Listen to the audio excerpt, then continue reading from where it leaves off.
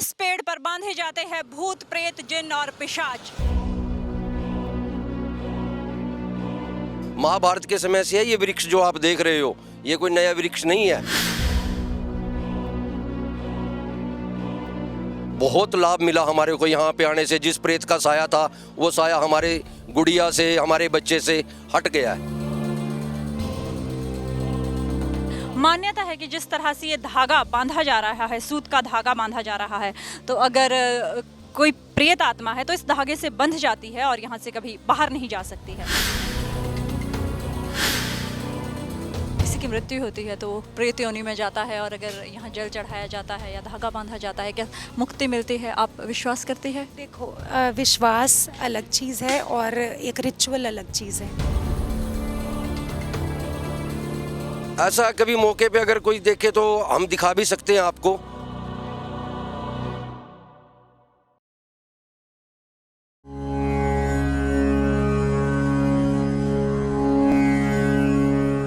भूत प्रेतों के किस्से कहानियां तो आपने बहुत सुनी होगी। शायद बचपन में आपकी माँ भी आपको इस तरह से डराया करती होगी कि रात में बाहर मत जाइए, नहीं तो आपको भूत उठाकर ले जाएगा। खैर, ये तो किस्से कहानियों की बात है।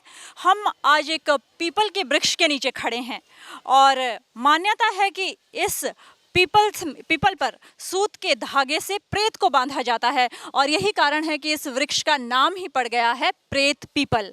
लेकिन इसका बहुत ज़्यादा आध्यात्मिक महत्व भी है, धार्मिक पौराणिक महत्व भी है। रोज़ दूर दूर से लोग यहाँ आते हैं, अपने पितरों की शांति के लिए यहाँ धागा बांधते हैं और प्रार्थना करते हैं। तो इसके पीछे का क्या रहस्य है, क्या कहानी है, चलिए जानने की कोशिश करते हैं। तो हमारे साथ है पंडित कृष्ण शर्मा जी। पंडित जी, आपका बहुत बहुत स्वागत है देश हरियाणा टीवी पर। जी मैम। तो आप बता सकते हैं क्या महत्व है इस पीपल के वृक्ष का? इसे प्रेत पीपल क्यों कहा जाता है? इसको प्रेत पीपल इसलिए कहा जाता है कि यहाँ पे जो गति वगैरह कोई नहीं करवा पाता अपने बुजुर्गों के निमित्त, तो कुछ समय के बाद वो पितृ योनि में प्रवेश करने के बाद प्रेत योनि में भी चले जाते हैं, पितृ योनि में भी चले जाते हैं।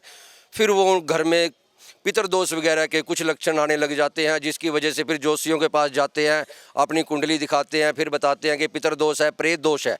तो उसके लिए यहाँ पेवा में मान्यता दी गई है। माँ सरस्वती, जिसका नाम था पृथुदत्त नगरी, आज पेवा के नाम से जाना जाता है। तो यहाँ पे अपने पितरों के लिए और अपने प्रेतों को यहाँ जल चढ़ा के, मोली बांध के, वाइट वस्त्र बांधने से ये मानता है कि महाभारत से चली आई कि यहाँ पे वो प्राणी यहीं पे रह जाता है जिसको आप यहाँ पे बांधने के लिए आए हैं। तो क्या अगर ये सच्चाई है, तो अगर यहाँ पर किसी प्रेत आत्मा को बांधा जाता है तो ये सच है कि यहाँ धागा बांधने से उसे मोक्ष प्राप्त होता है? बिल्कुल सच्चाई है जी, 1001% सच्चाई है ये। और ये अब से नहीं है, ये सदियों से चला आ रहा है। महाभारत के समय से है ये वृक्ष जो आप देख रहे हो, ये कोई नया वृक्ष नहीं है, बहुत प्राचीन वृक्ष है। तो आप मानते हैं कि भूत प्रेत होते हैं, प्रेत आत्माएं होती है? बिल्कुल होती हैं जी। मैं खुद शास्त्री हूँ, पूजा कराता हूँ मैं। जब यहाँ यजमानों को देखते हैं हम, वो खेलने लग जाते हैं, प्रेत उनके साथ आ जाता है। और ये भी शोर है कि यहाँ पूजा पाठ कराने से और इस पीपल पे जल चढ़ाने से, मोली बांधने से, वाइट वस्त्र बांधने से वो प्रेत यहीं रह जाता है। तो हम किस आधार पर मान सकते हैं कि प्रेत आत्माएं होती हैं? ऐसा कभी मौके पे अगर कोई देखे तो हम दिखा भी सकते हैं आपको। यहाँ बहुत ऐसे केस आते हैं जिनके अंदर प्रेत का साया हो जाता है, पितर का साया हो जाता है, और यहाँ पूजा कराने से वो प्रेत और यहाँ पे बांधने से वो प्रेत यहीं रह जाता है। तो ये शोर है। ऐसा कोई केस आया है कि यहाँ पे किसी ने धागा बांधा हो और कोई प्रेत आत्मा शांत हुई हो? 22 साल के अंदर मेरे पास हजारों केस ऐसे आए हैं जिनसे आज से मेरी बात भी होती रहती है उन यजमानों से कि पंडित जी, हम बहुत लाभ मिला हमारे को यहाँ पे आने से। जिस प्रेत का साया था वो साया हमारे गुड़िया से, हमारे बच्चे से हट गया है। तो हमारे साथ यहाँ पर कुछ लोग हैं, इनसे जानने की कोशिश करते हैं। जी, सबसे पहले अपना नाम बताइए, अपना परिचय दीजिए। मैं दीपक शर्मा। इस वृक्ष का क्या क्या महत्व है, क्यों इसे प्रेत पीपल कहा जाता है? ये सबसे पुराना पीपल है, 5000 साल पुराना पीपल है जी। यहाँ पर जो भी लोग गति करवाने के लिए आते हैं, उनको पितरों को शांति के लिए यहाँ पर जल डाला जाता है। जो भी प्राणी गुजर जाता है उसको यहाँ से जल प्राप्त हो जाता है। जो कच्चा सूत बांधते हैं ना जी, जिसको कोई भी सपने में दिखाई बुलाई देता हो, कोई अप्रिय पराई हो, तो उसका नाम लेके यहाँ पर तागा बांधा जाता है। ये प्रेत पीपल है। ये तागा बांधने से ही, जैसे बाबूजी तागा बांध रहे हैं, इससे ही प्राणी यहाँ पर बंध जाता है जी, यहीं पर रह जाता है जी। तो आप देख सकते हैं, मान्यता है कि जिस तरह से ये धागा बांधा जा रहा है, सूत का धागा बांधा जा रहा है, तो अगर कोई प्रेत आत्मा है तो इस धागे से बंध जाती है और यहाँ से कभी बाहर नहीं जा सकती है। जी, तो देखते हैं और भी लोगों से जानने की हम कोशिश करते हैं कि इस स्थान का क्या महत्व है। जी, बाहर गए।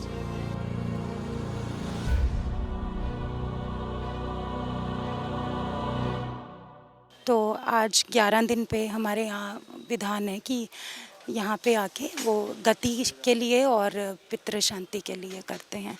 तो उसी पूजा के लिए हम आए थे और यहाँ जल चढ़ाते हैं उसके लिए, पितृ शांति के लिए। आपको लगता है कि इस तरह से जब किसी की मृत्यु होती है तो वो प्रेत योनि में जाता है और अगर यहाँ जल चढ़ाया जाता है या धागा बांधा जाता है, क्या मुक्ति मिलती है? आप विश्वास करती है? देखो, विश्वास अलग चीज़ है और एक रिचुअल अलग चीज़ है। मैं पर्सनली इस चीज़ को मानूँ नहीं मानूँ उससे फ़र्क नहीं पड़ता, है ना। अब अगर रिचुअल है और घर पे ये सब किया जाता है तो हमें भी अच्छा लगता है कि, क्योंकि अगर हम किसी पुराण को या किसी चीज़ को मानते हैं उसमें जो कुछ लिखा है हमें लगता है कि हमें कर लेना चाहिए, तो उसी तरह से है। आप बता सकते हैं आप क्यों ये धागा बांध रहे हैं यहाँ? मैं यहाँ पे जी अपनी माता जी की गति के लिए आया हूँ।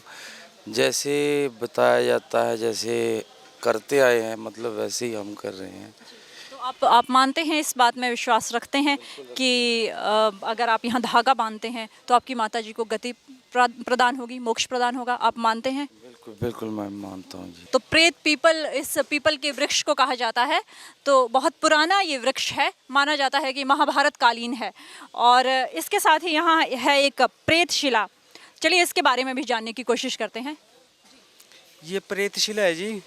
जैसे पीपल में संडे को जल नहीं चढ़ाया जाता, तो जो प्रेत शिला है इस पर जल चढ़ाया जाता है। इसे जल चढ़ाने से ये प्राणी को जल प्राप्त हो जाता है जी, और पितरों को जल प्राप्त होता है, उनकी आत्मा को शांति मोक्ष प्राप्त होती है जी यहाँ से। हाँ जी, इस पर जल चढ़ाया जाता है इस संडे को जी।